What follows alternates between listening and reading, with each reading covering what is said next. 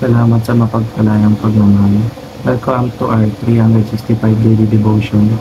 Ako po si Alexander Gomez from Batch 3. At ang topic po na tatalakay natin ngayon ay ang deep connection to Jesus. Scripture. Ngayon po ang ating pag-aaralan ay tungkol sa John chapter 15, verse 1 to 10. At buksan po natin ang ating puso at isip sa magandang salita ng Diyos. Sinasabi dito sa verse na, I am the true vine, and my Father is the gardener. He cuts off every branch in me that bears no fruit, while every branch that does bear fruit, he prunes, so that it will be more fruitful. You are already clean because of the word I have spoken to you. Remain in me, as I also remain in you. No branch can bear fruit by itself. It must remain in the vine. Neither you can bear fruit unless you, or sa Tagalog, ako ang tunay na puno ng ubas, at ang aking ama ang tagapag-alaga. Inaalis niya ang bawat sangang hindi nagbubunga, at kanya namang pinuputulan at nililinis ang bawat sangang nagbubunga upang magbunga pa ng lalong sagana. Nalinis na kayo sa pamamagitan ng salitang sinabi ko sa inyo.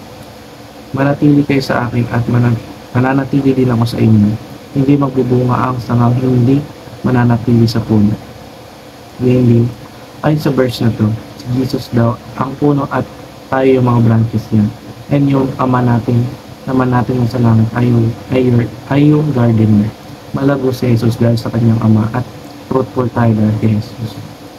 So yung gardener o ang nasa langit, kaya niya putulin yung mga branches na kung saan hindi namumunga at kaya niya palalo yung mga namumunga, kumbaga yung mga sumusunod sa utos ng Diyos ay pinagpapala at pinuputol naman ang hindi.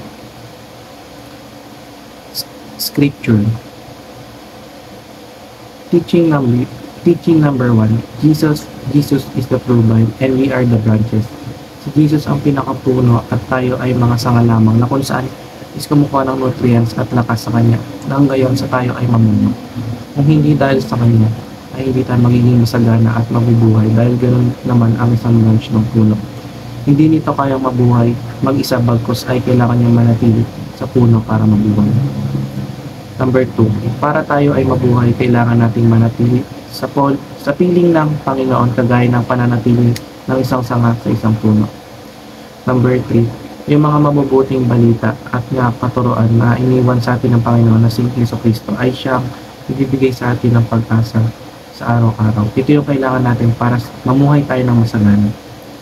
Application number 1, remain in the vine, not just attached to the vine. Remain and not just attached. Ibig sabihin, piliin natin manatili sa Panginoon, hindi dahil kailangan natin siya, kundi dahil alam natin sa sarili natin na gusto natin siya makapiling.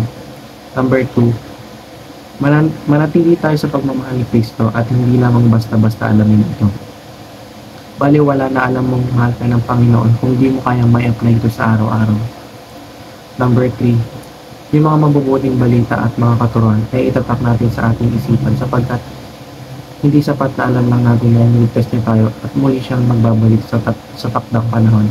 Ika nga nila nasa Diyos ang awa, sa tao ang gawa. Kaya piliin natin kumilos at mag-serve sa Panginoon kaysa alamin lang at hindi i-apply ang kanyang mga katuruan. Yun lamang po ang aking devotion. Salamat.